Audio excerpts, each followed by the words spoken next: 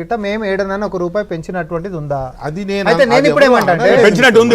నేను ఇప్పుడు ఏమంటే ట్యాక్స్ పెరిగింది సార్, ట్యాక్స్ రూపాయలలో అడిగింది చేయబట్టి ఇప్పుడు ₹2.5 గత 10 రోజుల్లోనే పెరిగింది, రాష్ట్రం వేసింది. అయ్యో కిషోర్ రెడ్డి గట్ల కాదే, పెరిగిందా లేదా అదొక్కటి చెప్పు. గత 10 రోజుల్లో ₹2.5 పెరిగిందా లేదా అంటే పర్సెంటేజీలు కాదబ్బా, మా జేబులో నుంచి పోయేది రూపాయలు కదా.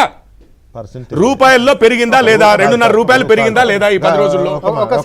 కేంద్ర ప్రభుత్వం ₹10 తగ్గించుకుంటే నువ్వు ₹2.50 పెంచినావు. సార్ ఒకటే క్వశ్చన్ ప్రజలందరికి అర్థమయ్యేటట్టు ఒకదానికి జవాబు చెప్పు. పెట్రోల్ డీజిల్ ప్రైజులు కేంద్రం వేస్తుందా రాష్ట్రం వేస్తుందా? చెప్పు కిషోర్ రెడ్డి.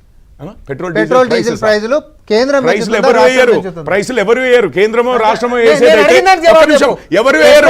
ఆయిల్ మార్కెటింగ్ కేంద్రం పెంచుతుందా రాష్ట్రం పెంచుతుందా? కేంద్రం ఎందుకు పెంచుతుంది? దానికి ఒక మీరే ఎస్టాబ్లిష్ చేసిన ఆగండి ఇంతకుముందు ఏమన్నారు? ఆగండి సార్ ఆగండి ఒక్క నిమిషం. మీరు ఏమన్నారు? పెట్రోల్ కేవలం ధనవంతులే వాడతారు.